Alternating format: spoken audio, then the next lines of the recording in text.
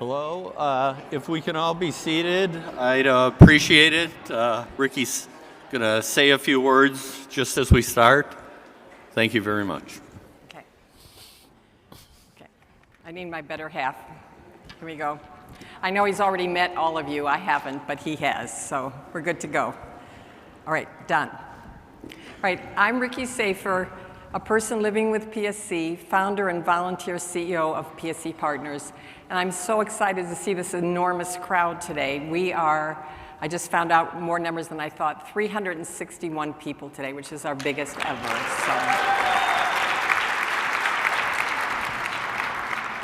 Hi, guys. Anyway, I wanted to tell you, on the center of the table are caramels, and it's really good for my business. So, I'm a dentist. Anyway, I'm Ricky's husband, Don, known here as the bow tie man, and I don't know why that stuck to me.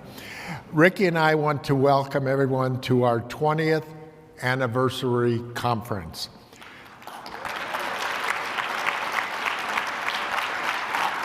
I have met so many people that I've seen in the past, and it's wonderful. Thank you all for taking time out of your busy lives. Thanks for celebrating with us. We have a busy, informative, and fun weekend planned, and we're happy that you have all joined us. We're so excited that we have, and Ricky already stole this from me, 351 attendees. 61 now. Oh, now 361. Probably some of the waiters and stuff. But 20 of these attendees are newcomers, and you come from 11 different countries: Austria, Canada, France, Ireland, Israel, Italy, Netherlands, Norway, Spain, UK, and the US. We welcome all your various different perspectives. So please feel free to share all of your knowledge. Thank you. And I'm going to sit down now.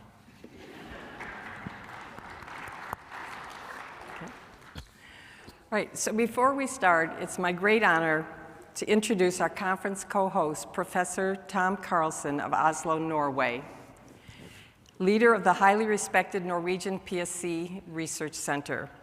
Throughout the years, Dr. Karlsen has inspired and guided many PSC Partners initiatives. In a one-sentence email he sent me years ago, Dr. Karlsen asked, "Can you get an ICD-10 code for PSC?" We knew that if Dr. Karlsen asked for it, it was definitely meant that the need was serious. So without flinching, we spent a challenging year to obtain a PSC-specific ICD-10 code, K83.01. And then during one of our early conferences, I asked Dr. Karlsen how we could help him. His answer was half serious, asking the impossible from a young PSC Partners: try to encourage collaboration among US medical centers conducting PSC research. Of course, it then seemed like a wishful proposition to us. How could a patient organization impose collaboration on medical centers?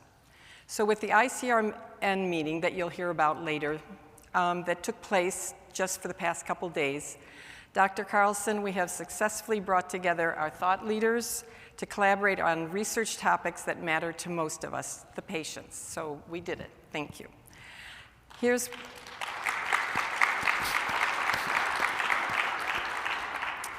one more example of Dr. Karlsen's impact on PSC Partners and determining the establishment of one of our most important projects, which you also hear about, WIN-PSC, which initially was rightfully met with raised eyebrows and skepticism when we proposed this patient-led massive research initiative to PSC experts. It was again Dr. Karlsen who believed in us and stepped forward to help bring us together potentially interested PSC experts.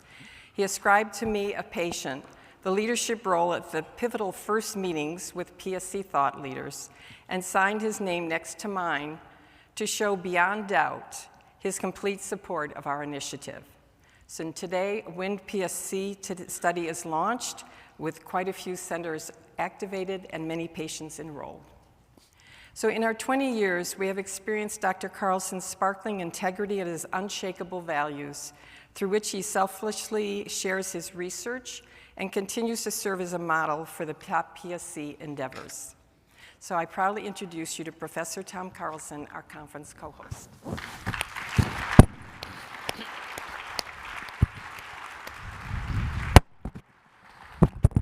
Thank you very much, Ricky, for those kind words. My microphone fell down here. And thanks also for having me here. It's a great honor and a great pleasure to be here. In many ways, you are the reason for all the work that we as doctors and physicians do in this field, and in many ways, the purpose of my scientific career. I'm too busy, should stop doing things. One of the things that I refuse stop doing is actually seeing patients. I insist on continuing to see patients. It's an inspiration. And it's also important as a way of making priorities in the research that we're doing on the side. When I see you in the clinic, you don't ask me which papers did you publish, which awards did you get. You're asking me, what can you do for me? And I've taken this kind of, perspective of having you setting the priorities into our research, and this is happening everywhere. We are running, as you know, a 10-year program in Oslo. And when we started this new 10-year program a couple of years ago, I said to everybody in the team, what I'm going to ask you when we're done with these 10 years, I'm not going to ask you which papers did you publish, which awards did you get. I'm going to ask you, what can we do for the PSC patients today that we couldn't do 10 years ago? So in setting those priorities, you are important informers also for the way we are doing research. And on top of that, you're actually also supporting and funding it. I was fortunate to lead the European Association for the Study of the Liver for a couple of years, and one of the things that we're trying to do there is talk to politicians about the importance of liver and liver diseases. They don't listen to us as scientists and doctors when we talk to them alone. We need your voice in addition. The patient voice is a strong voice, and this collaboration that we have here between the scientific community and the patient community brings a very powerful message to those setting the priorities at the bigger level, including funding priorities. Also from that perspective, I have to say that I've seen well-functioning patient organization and not so well-functioning patient organizations, and you're really, really up there on the top. I will not say exactly which spot, but you're really, really good, not to offend anyone. And the fortunate thing is that leading this, one of the most successful patient organizations in hepatology, is a good friend of mine, Ricky, whom I was introduced to, I think now 15 years ago. And when Ricky reached out earlier this winter and asked if I could come here and if we could create a program, of course I said yes. And we sat down, we had a Zoom call, I remember. We were brainstorming what were the topics that people would be interested in. And we created this program, which you will now be taken through over the next 1.5 days. And I hope you will enjoy it. From my side, welcome, and also a big thank you for everything that you are doing to support us as scientists. And I look forward to being here together with you. Thank you. That was very nice. Thank you. Wait, no, I have to introduce you. Oh, sorry. I have to introduce him before he comes. So now it's my great pleasure to introduce another wonderful friend of ours, our very special moderator, Dr. Rich Green. Dr. Green spent years as a truly dedicated co-chair of our Scientific Medical Advisory Committee. He led our research grant program, helping us improve and expand it to what it is today, which is amazing. We've already raised more than $6 million for research under his care, and we are supporting international researchers for PSC. And Dr. Green continues to be a loyal supporter, always happy to offer us guidance and expert advice, and he's also been a very good friend. So Dr. Richard Green is a professor of medicine and hepatologist at Northwestern Feinberg School of Medicine, with a clinical interest in the medical care of patients with PSC and other cholestatic liver diseases. His research focuses on the molecular mechanisms that cause liver disease, applying this knowledge to the development of novel therapies for patients with PSC and other liver disorders. I will hand it over to you now.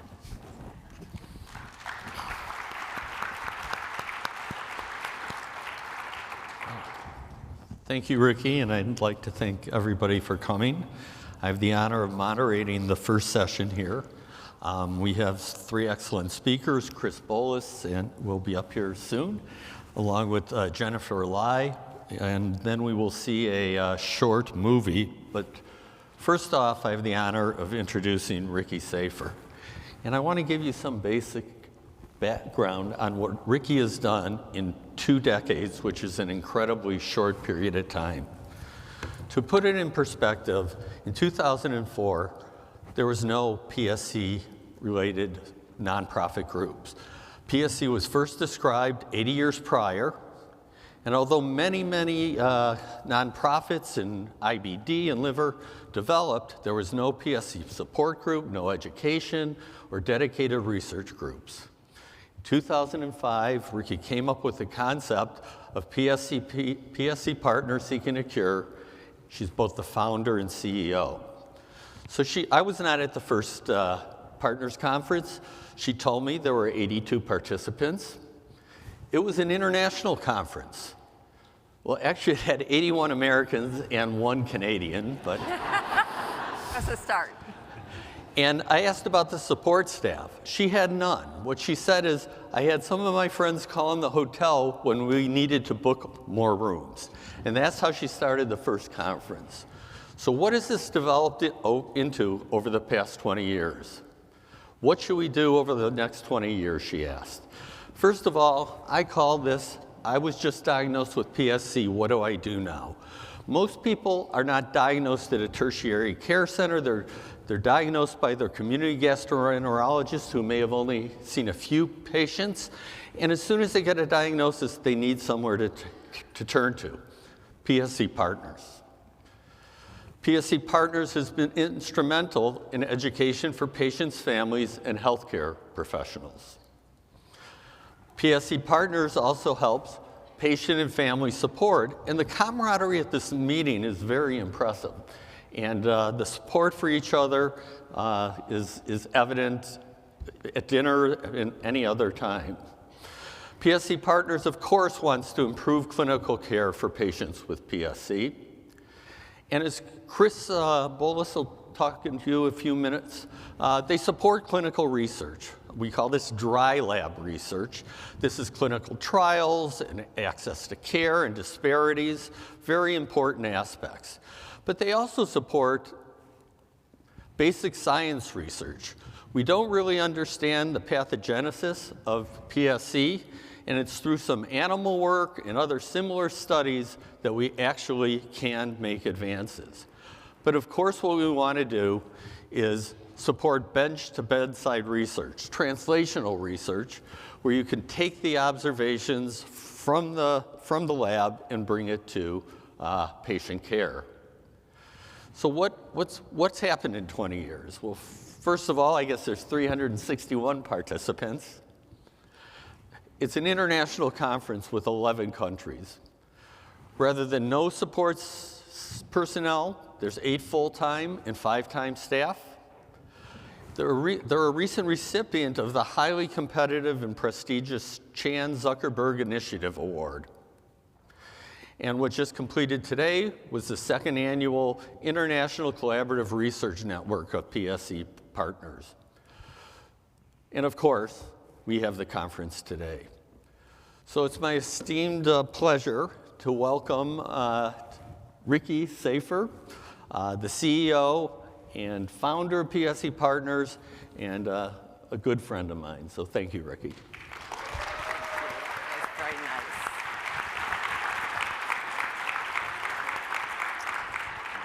All right, I'm going to start with our mission statements because we have so many new people. So the mission of PSC Partners is to drive research to identify treatments and a cure for primary sclerosing cholangitis while providing education and support for those impacted by this rare disease. Hang on. I guess you have to press this really hard, huh? It's not. advancing. There we go. Just have to press it hard. Okay. So it wasn't the need for driving research that motivated the launch of PSC Partners initially. Research was too far away from us, a goal that seemed unthinkable and unreachable at that time. With Don's unwavering support, I, a mother with a new frightening PSC diagnosis, and my compassionate attorney daughter, Alyssa, decided to start taking a course at Colorado Nonprofit Association to learn about best practices for starting a nonprofit foundation. We wanted PSC Partners to provide information on PSC so that newly diagnosed people like me wouldn't fall into despair with the frightening information that they found online. So we organized an in-person conference in 2005 to provide education and support for those living with PSC. Our expectations were minimal. The meeting room we rented for the gathering held only 20 people, and I remember it as if it were yesterday, our astonishment and delight when the day came, seeing the number of people grow to, it's actually 84, I think, but anyway, somewhere between 82 and 84. It seemed unfathomable that 82 to 84 people we had met online, total strangers, took the leap of faith to join us in our meeting in Denver. We quickly understood the hunger that people felt for sharing their experiences and for belonging to a PSC community. And we aimed to satisfy the need for support and information.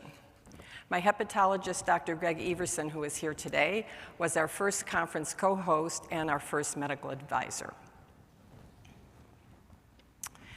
We took the next step and formed our board of directors with 2 other volunteers who were active in the PSC Yahoo group.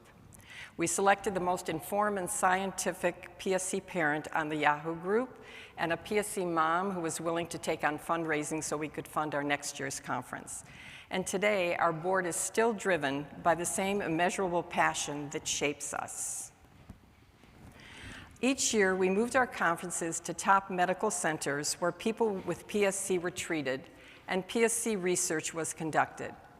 Each year, a PSC thought leader from the hosting medical center would co-host the conference with us. These PSC medical leaders became our trusted advisors in answering our medical questions, giving us valuable input for our educational materials, and helping turn our website into a robust information hub. Many of these wonderful people joined our PSC Partners our Medical Science Advisory Committee, which we lovingly call SMAC. Our PSC Partners team is constantly blown away by their incredible generosity in sharing their expertise and time with us. Dr. Chris Bowlus and Dr. Rich Green have led our SMAC for years, never flinching from the enormous task that we gave them, that they've taken on, and also with the grant program and other growing initiatives. We are forever grateful to each member of the SMAC who work tirelessly as volunteers and provide us unwavering support. Donations increased, and we were in the position finally to award our very first, though very tiny, grant for the most promising PSC research. The recipient of our first grant, chosen by the AASLD, was Dr. Tom Karlsen, a young Norwegian researcher whose friendship and support through the years have opened many roads for us. Little did we know then that he would stay loyal to PSC research, become an international PSC leader, and offer us important pearls of wisdom. Today, as you know, he's co-hosting this wonderful conference we're having.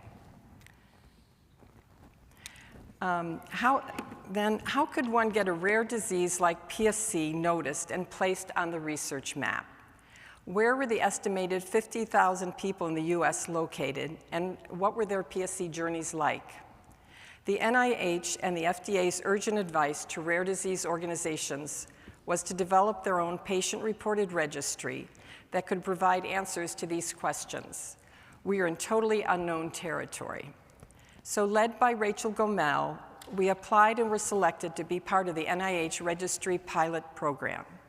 The PSC Partners Registry was the outcome of 3 years of work with the NIH. And all along the way, Dr. Chris Bowlus, as our medical advisor, was always there to help solve every challenge that we focused on. 10 years later, the registry now has its own statistician and analyst, 2,500 participants, and is facilitating and driving research. Every year, Canadians have attended our conference.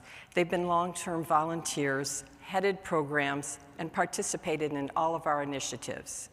To respond to their specific needs, PSC Partners Canada was launched by two Canadian moms, Eve Jedrzejewska and Mary Vias. Mary has led the Canadian affiliate, and she's just joined our PSC Partners staff. The US and Canadian PSC Partners work interchangeably very, very closely on all of our programs. Then this year, we have 42 Canadians, and you will certainly notice them. They are a very lively group. So. There we go. Okay. Oops, I went too far. Hang on. Okay. Sometimes there are coincidences that are difficult to believe. Such was the serendipitous realization that one of our longtime volunteers, Trish Stolfus, was nothing less than a professional coder. So with Trish's guidance, in no time, we met the application deadline, and after confronting many challenges, we obtained the much-needed PSC-specific code K83.01, which now helps in epidemiological studies that bring light to people's PSC journeys. Little did we know when Dr. Josh Korzenick asked us about applying for the Chan Zuckerberg Initiative CZI grant, that this Rare as One grant would bring us so much more than a large sum of funds to support many of our initiatives. Both Dr. Korzenick and Dr. Bowlus came on board to serve as this project's clinical and research representatives. We were one of 30 among 300 plus applicants who received this award, and it literally turned out to be a game changer for us. We received top-notch resources and high-caliber training from every possible aspect of running a rare disease patient organization. And also, we became part of a network of rare disease leaders with whom we share resources and join forces to speak loudly and in unison. Then this 2-year award, which is extended to 3 years due to COVID, took another exciting shape in 2022 when through CZI, we received another grant, the Patient-Partnered Collaborative Grant with the University of Toronto, for which Mary Vias serves as the co-principal investigator. This second grant raised us yet to a new level as PSC Partners became a partner in a single-cell study. Being at the driver's seat in the PSC science domain would have been unfathomable 20 years ago.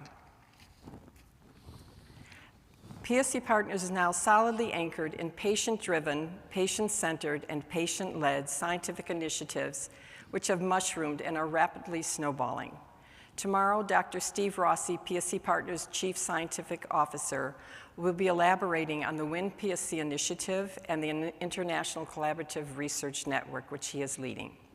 You will also be hearing tomorrow about the Regulatory Grade Symptom Assessment Project from Dr. Donnie Yvonne and Dr. Bryce Reeve.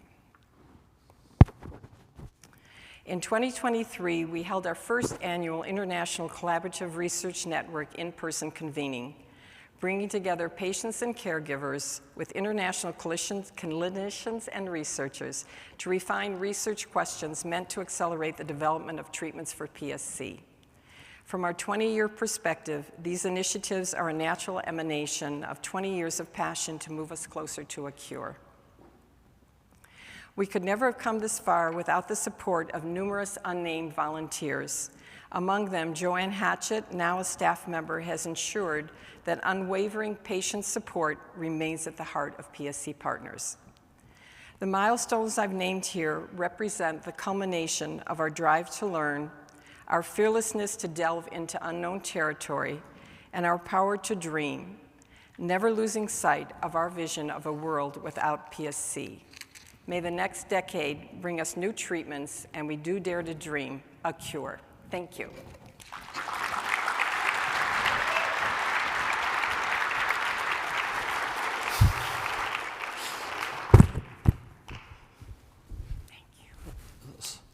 So I have the honor of Introducing our next speaker, Chris Bowlus, who's the Lena Valenti Professor of Medicine and Chief of the Division of Gastroenterology and Hepatology at UC Davis. He has extensive research in autoimmune liver diseases, including the immunopathogenesis of PSC. He also chairs the Consortium for Autoimmune Liver Diseases and is the co-chair of the PSC Partners Scientific Medical Advisory Committee, for which he served for over a decade. So it's my pleasure to introduce Dr. Bowlus, who will be talking about the PSC Partners research. Thank you. Oh, great. For a minute I thought it was Jen Lai, but okay. Well, good afternoon, everyone, and welcome again to a PSC Partners Conference. It's great to see old faces, and I guess half the new people here are new. And I want to second what Tom and Rich have said about the PSC Partners as an organization and the amazing growth that has occurred over the last 20 years or the 10 or 12 years that I've been involved. Has just been really spectacular. And so I want to spend a few minutes just going over sort of the research themes over the years and where we stand right now. I think Ricky had touched on some of this earlier, and there'll be more details on some of the specific projects throughout the conference. There's some disclosures. So just to elaborate on what Rich was talking about, this bench to bedside research, and just to put this in somewhat of context of when we talk about research, what is our ultimate goal? Well, of course, the title of the organization says it all, right? Seeking a cure. But there are many steps along that way. And to get from the bench to the bedside and actually out to the community is what we're trying to achieve. And this has been broken down to different phases. Sorry, my screen's showing different things here. There we go. So we talk about the bench side research being the early stages of T0, not necessarily using human tissues, but animal models, and then translating that into a human tissue or even into people. And then eventually developing this into some kind of treatment, which has to be evaluated in clinical trials, and eventually getting those effective therapies approved for use in patients. But that's not enough. We can't stop there. This is sort of where we're at in terms of PSC care right now, is trying to get to that T2 or beyond the T2, which is where we have effective therapies. But we have to think to the future, is that even when we have an effective therapy for PSC, the work doesn't end. We have to change behavior and practice out in the clinics. We have to improve access to medications. And then the final stage is you want to actually impact the population that's affected with this. So it doesn't help if only a few people have access to this medication or these treatments. We want to make sure that we're treating all people with any condition.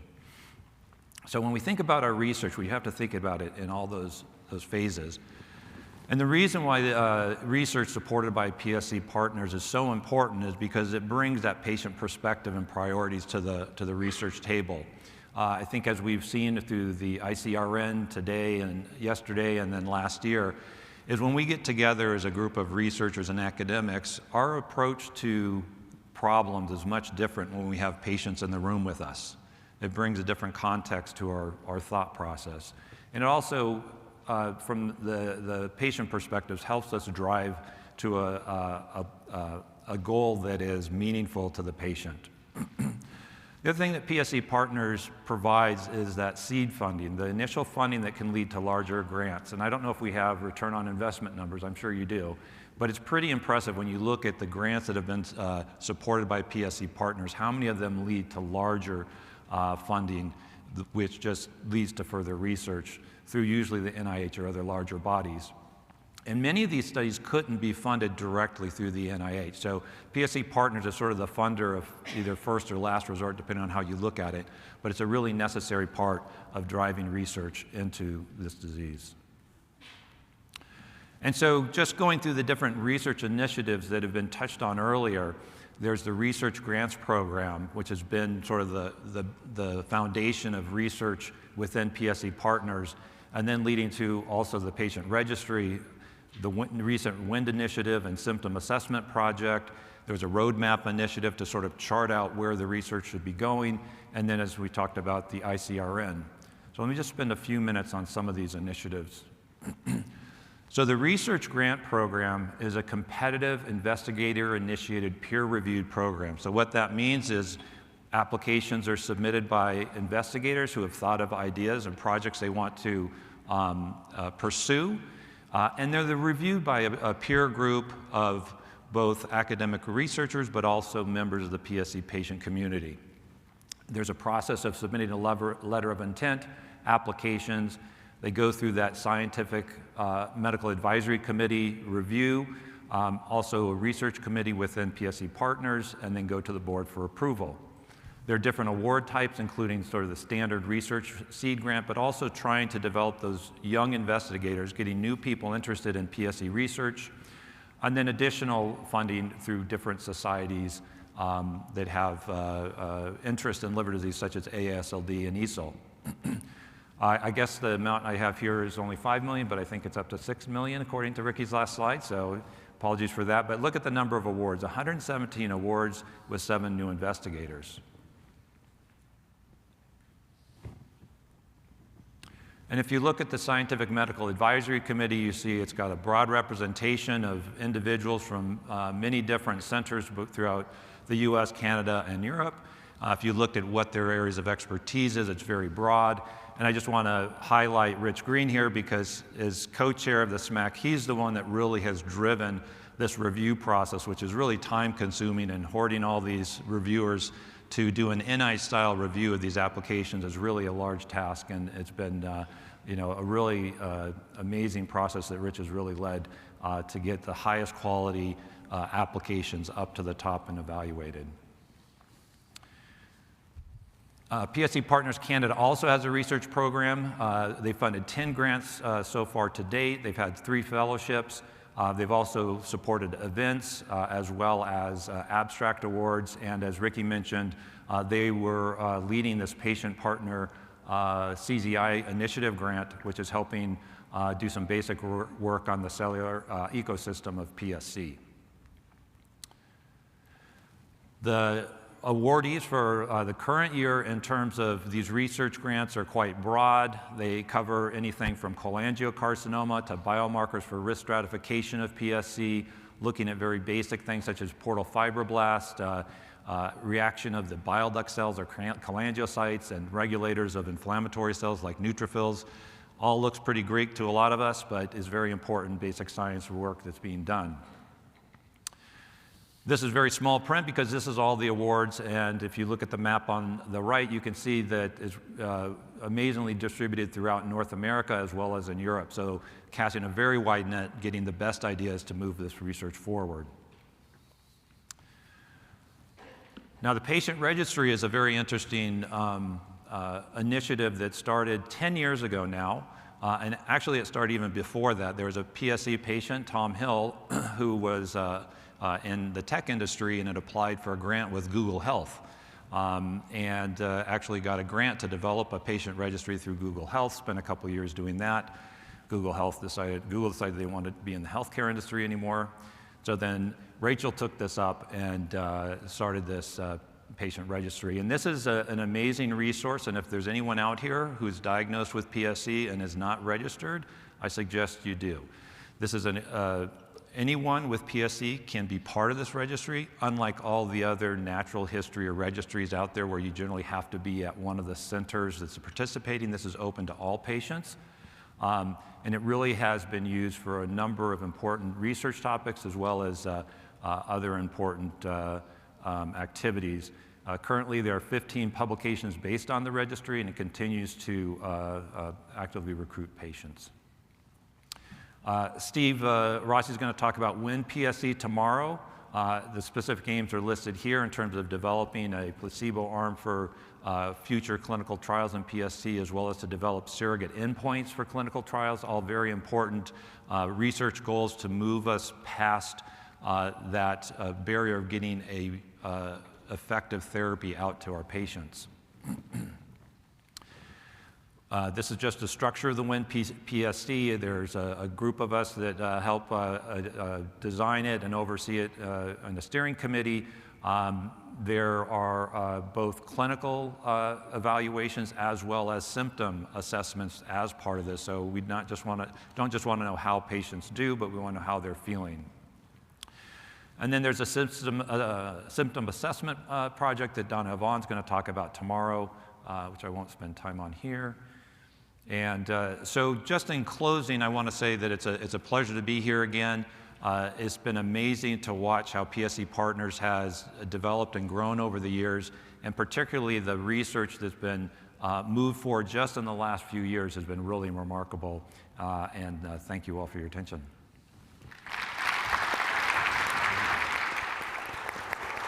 What?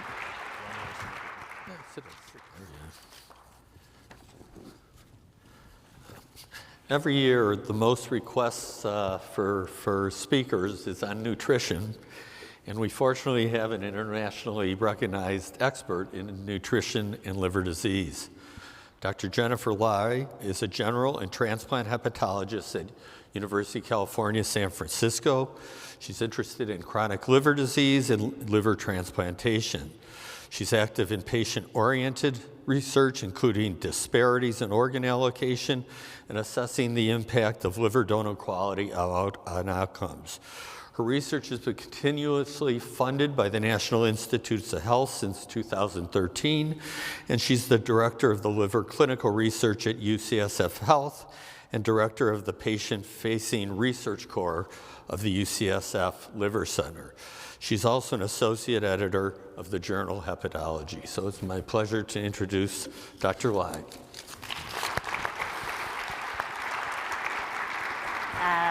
Thank you for that kind introduction, Dr. Green. Thank you so much for the invitation to be here. This is my absolute favorite conference to go to every year. And to interact with all the patients, it just reminds me why we do this work. Let's see.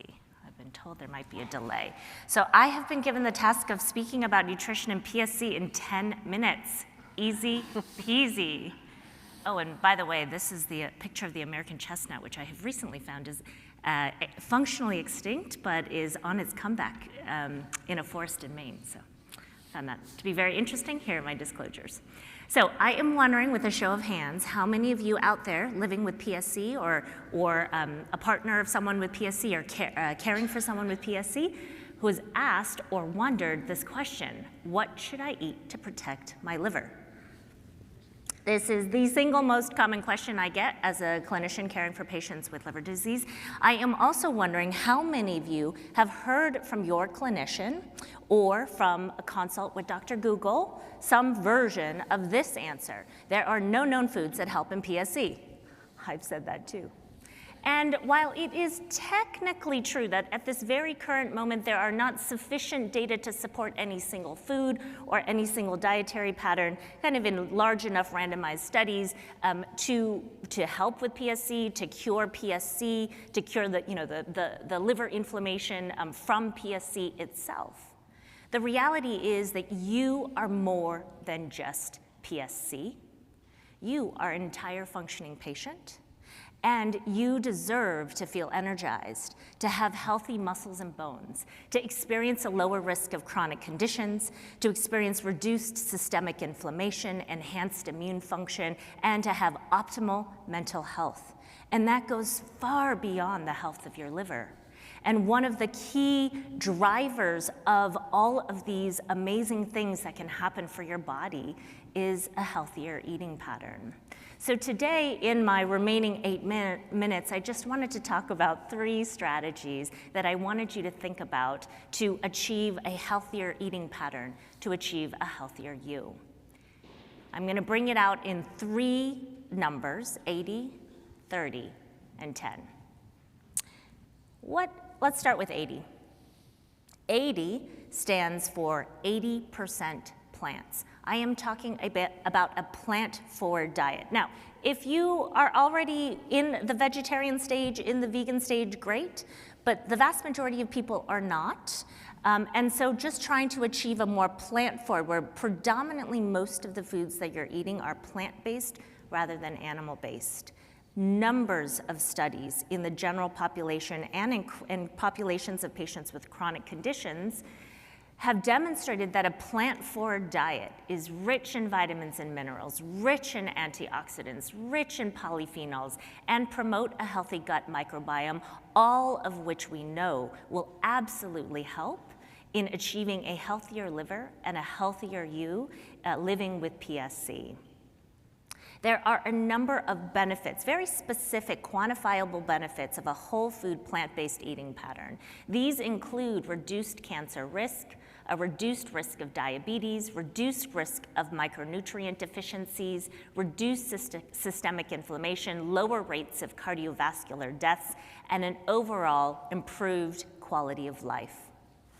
One of the best studies that has demonstrated the powerful impacts of a plant-based eating pattern and how quick we can see those benefits was the study conducted by Kevin Hall, one of the most famous nutrition scientists funded through the NIH, who did a crossover study of healthy individuals who actually stayed at an NIH metabolic center, and they spent 2 weeks eating an animal-based diet, and then followed by 2 weeks of eating a plant-based diet. And then, some of them started with a plant-based and then moved to animal-based diet. So you had the same patient being their own control. And what they showed was that there was a substantial reduction in cardiovascular risk markers and in systemic inflammatory markers in individuals moving from the animal-based diet to the plant-based diet. So just in 2 weeks of eating a plant-based diet, you had incredible improvements in these risk markers, in their blood-based biomarkers. And perhaps most relevant to those of us in the audience is that these individuals, in just 2 weeks of eating the plant-based diet, experienced a 10% reduction in the fat in their liver. That is an incredible, powerful effect of just what you eat. The next strategy I want to talk about is, it revolves around the number 30. 30 stands for the number of plants per week that you should eat, which really abides by a key fundamental nutrition principle of plant-based dietary diversity. Dietary diversity of whole foods has been associated with decreased cardiovascular disease, improved mental health, increased energy, increased cognitive function, in other words, an overall healthier you. Now, I think when we talk about, this one is going to be a heavy slide, sorry. When we talk about a plant-based, or the number of plants that you eat per week, sorry, we just want to go back one slide, thank you. Forward one. Thank you. When we think about 30 plants per week, all of us go straight to vegetables and fruits, no problem. And just know, 30 plants per week is not the type of plant. So vegetable is not just one. Look at that top left corner. This is 15 plants already. You're already halfway to your goal. What an incredible salad bowl. But of course, beyond vegetables and fruits, plants take up so much of our American diet.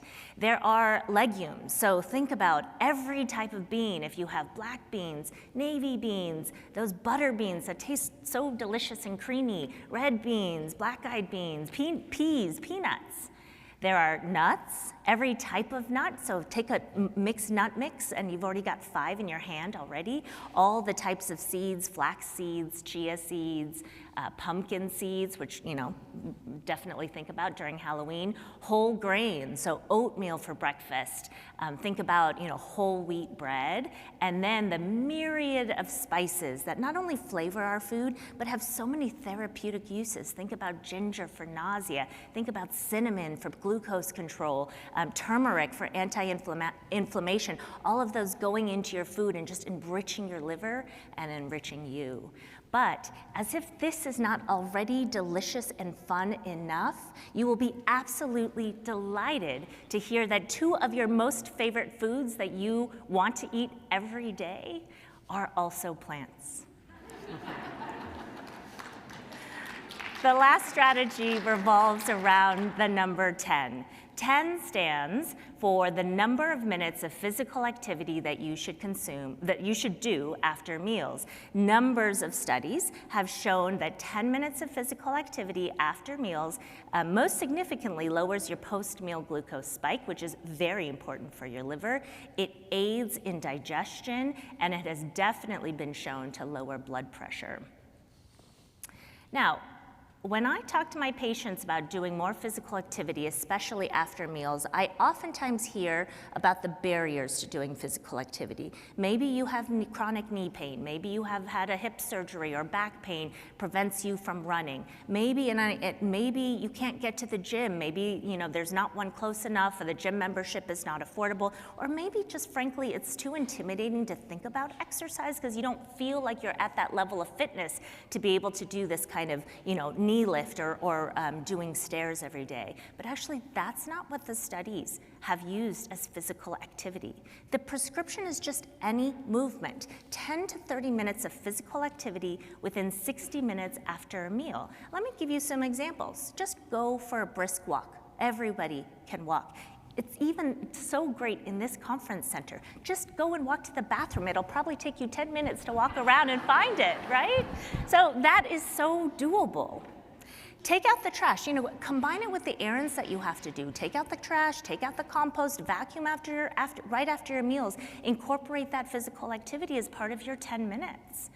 You can, if you're really motivated, create a circuit. Sometimes I know I live in California, so I can always go outside, but sometimes when you're living in a really cold area or a really hot area, it's hard to go outside, right? But you can do this all within your home. Create a circuit for yourself before you stand up from the dinner table or the lunch table. Stand up and sit down 10 times, walk down the hallway, walk up and down the stairs, and then back to your chair 10 times. Repeat that 3 times. You get 10 minutes of physical activity right there.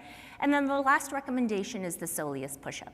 I'm going to leave that as a cliffhanger. I will be giving a session at 2 o'clock. If you are not going to that session at 2 o'clock, where we will be going into the soleus push-up in detail, scan this QR code to find out what exactly it is. And I expect all of you in the next 10 minutes to start lifting up your knees and doing the soleus push-up. I'm going to see this. I'm going to be watching you guys. And so that's the 3 strategies for healthier living. It is achieving 80% plant-based diet, at least 30 plants per week, and achieving 10 minutes of physical activity after meals. Now, very importantly, I do not expect you to do this all right now if you aren't already doing it. You don't have to achieve 80%. Find out wherever you are and just move towards this. That every minute that you do exercise after a meal, every additional plant that you eat every week, every time you choose a bean instead of an animal-based product is a step towards a healthier you. And so as we approach tonight's meal at dinner, I want you to just create some intention before dinner and just figure out which strategy are you going to aim to get better at today. Thank you.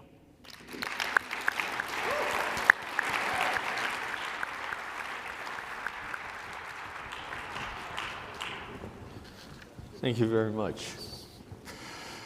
Our last speaker is actually not a speaker, it's a short documentary film.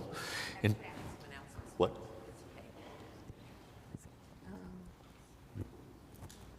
Okay, we're a little over time, but let me do some announcements first and then sure. the video, if that's okay. Okay, we are running a little bit over, but everything may be a few minutes late today. We'll get through everything. I just want to do a few quick reminders. One, please keep wearing your name tag to all meals and all sessions, and this is particularly important for what's happening now. As soon as we have the video and we're done here, everybody's going to go to there are going to be 2 breakout sessions back to back today.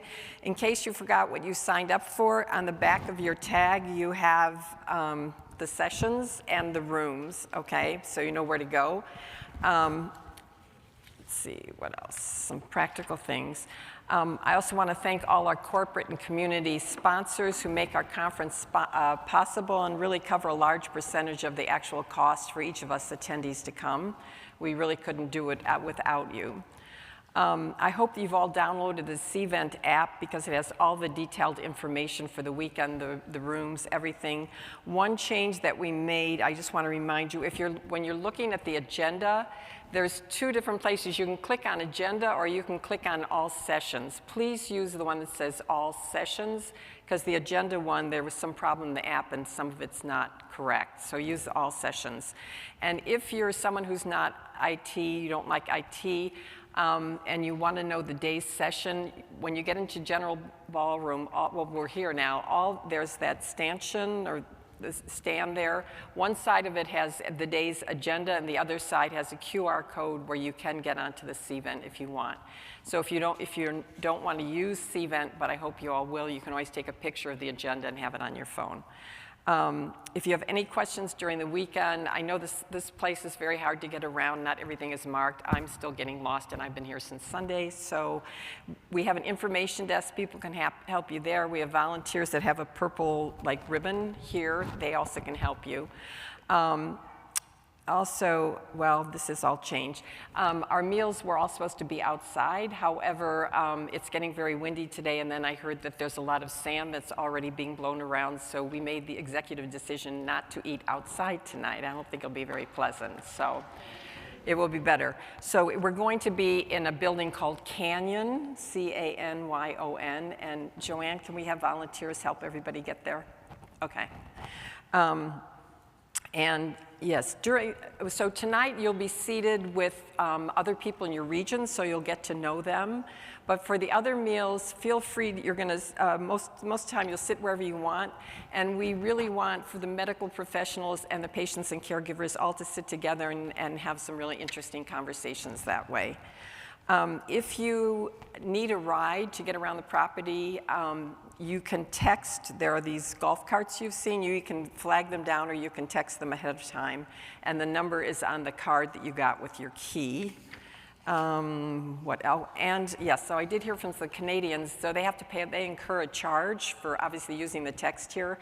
So if you want to call a golf cart, text a golf cart, you can just ask some American around you to do it for you. Easiest way to get around it. And I want to give a special shout out to all our devoted caregivers who, without us, we would not all be living as positively as we are. So thank you, caregivers.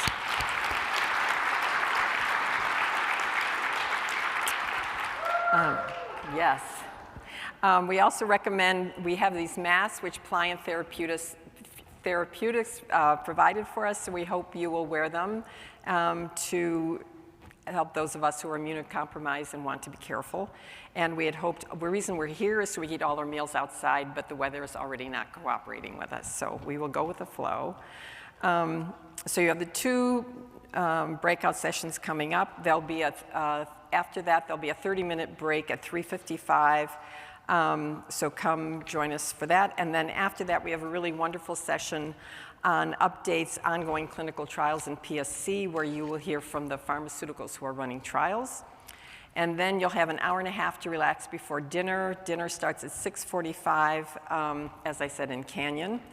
And then we're going to end this session with a very beautiful video that was done by someone in our community, and Dr. Green will tell you about it.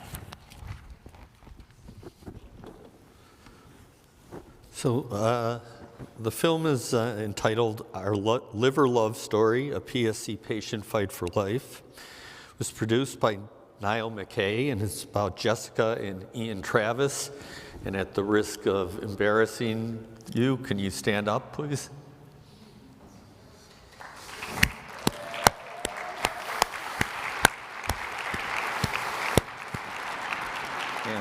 And if we can please just load the video, please.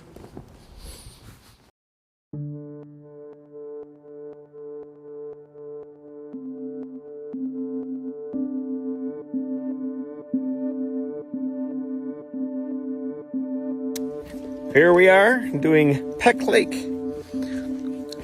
Right, Jessica? We are. We got the puppies. They just finished going for a swim. And I think we're about 1/3 done so far, and 10 minutes in.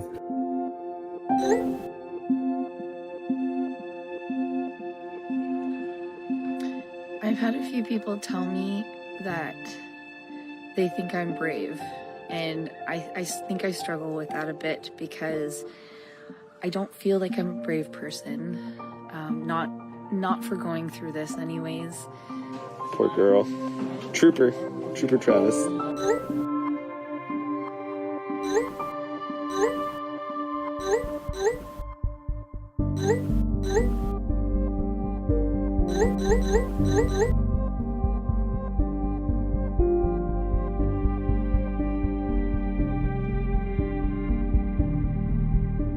I haven't really been feeling the best lately.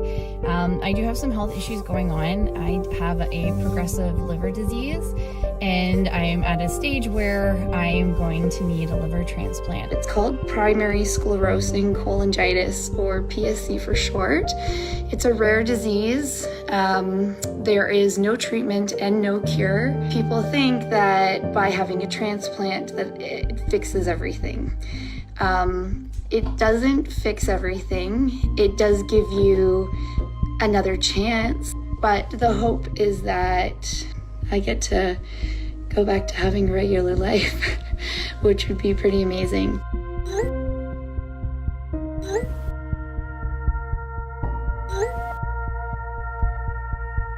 In this video, I'm going to tell you about my friend Jessica Travis. So Shauna and then my other friend Jackie said, we're gonna start a Facebook group for you because we need to keep the momentum going and we're gonna run it. And between the two of them, they posted everywhere, and like between Twitter and Instagram and Facebook, it was crazy. If you are O positive or O negative blood type, and especially if you live in Ontario, please consider being Jessica's living liver donor. PSC is kind of like being on a train that's on a set track, and for a while it's making all the regular stops as expected. And then all of a sudden one day, it turns into an express. Jessica is on board the express train.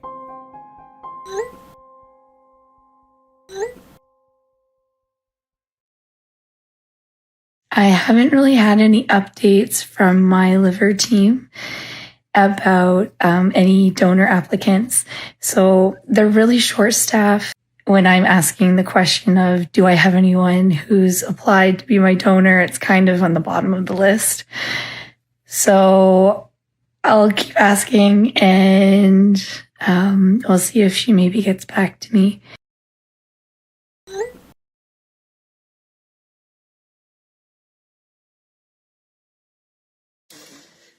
So we have 2 appointments today. What appointments do we have this morning, Ian? Spirometry. Okay. And albumin. Got it. So, I studied before this test. So far you're acing it. So if you guys wonder what Ian does while I'm having my albumin infusions, he's usually working on his laptop, taking phone calls. Watches. My ability to handle long car rides is definitely diminished. I was suffering. I was pretty tired after those 2 days of driving. A little bit worried we were going to be late for the next appointment, but we made it just in time. And then when I got there, it turns out they needed to take more blood work, so I had to get poked twice today. I am now super tired, so I'm gonna have a nap, and I'm feeling nauseous, so I'm gonna take something for that. And then Ian is gonna make dinner.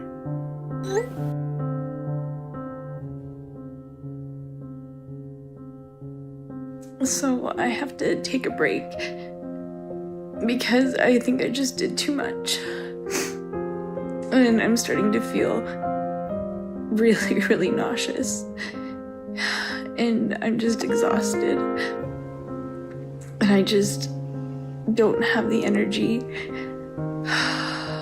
to do anything else except just sit on the couch for a little bit until I start feeling a little bit better.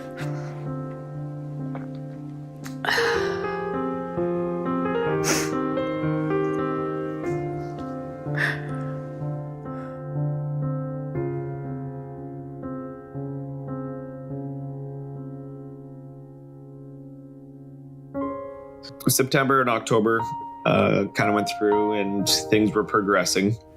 And I could see it. I mean, any caregiver of somebody at PSC can. I couldn't watch it anymore. I didn't talk to Jess. It's easier to find a caregiver than it is a donor. So I applied.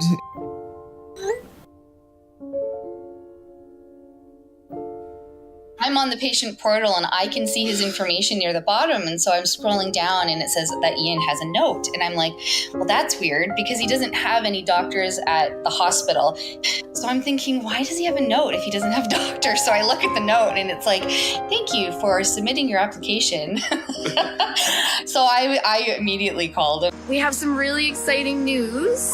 I found a donor and they just happened to be here with me today. Who? There's nobody. Oh shit, it's me. Ian's gonna be my donor, guys. So we had to have our nose swabbed, armpits, and groin. That took me by surprise. I was like, I'm sorry, what now? And then Thank God I put my good underwear on. your fancy underwear. So looking at this as as more of a factual type of surgery, to me, that I think it's phenomenal what they're going to do, and it's exciting. And then you remember, well, crap, it's happened to me. But I don't know. I feel a lot like she's my wife. Of course, I would do this for her. Ooh la la. Where did you get that?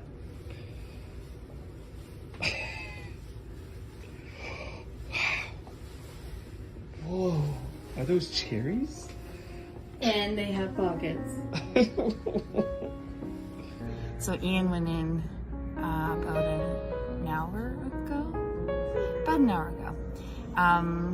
There were some tears, and but he's in, and then I go in next. It's gonna be a long day. Love you. Bye.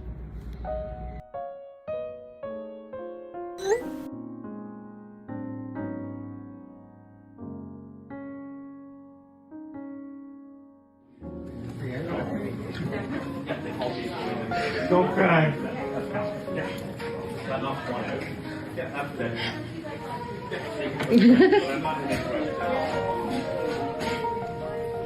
Sorry.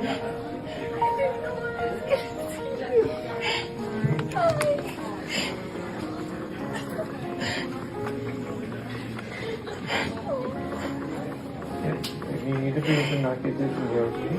I'm already dizzy, so. Okay.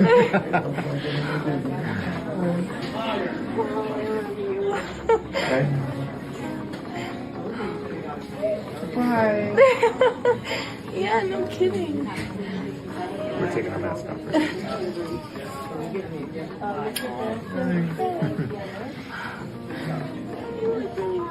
So do you.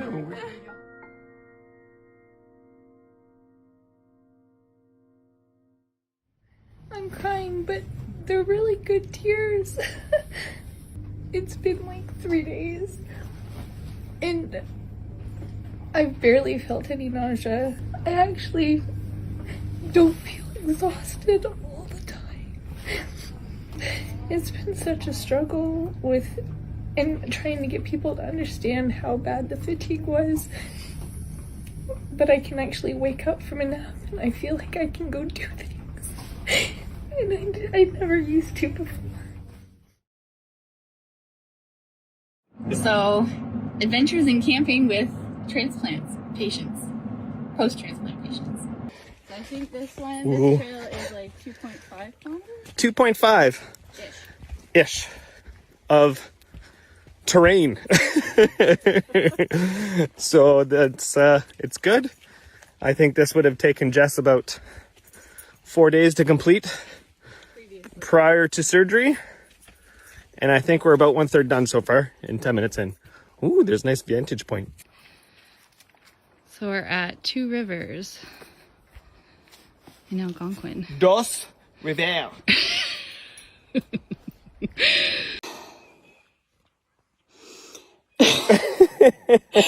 You're not supposed to be recording this. Look at you. You're doing so good, okay? Together, we are creating a world where a PSC diagnosis comes with a cure. Find out more about primary sclerosing cholangitis, becoming an organ donor, and ways you can support the search for a cure at pscpartners.org.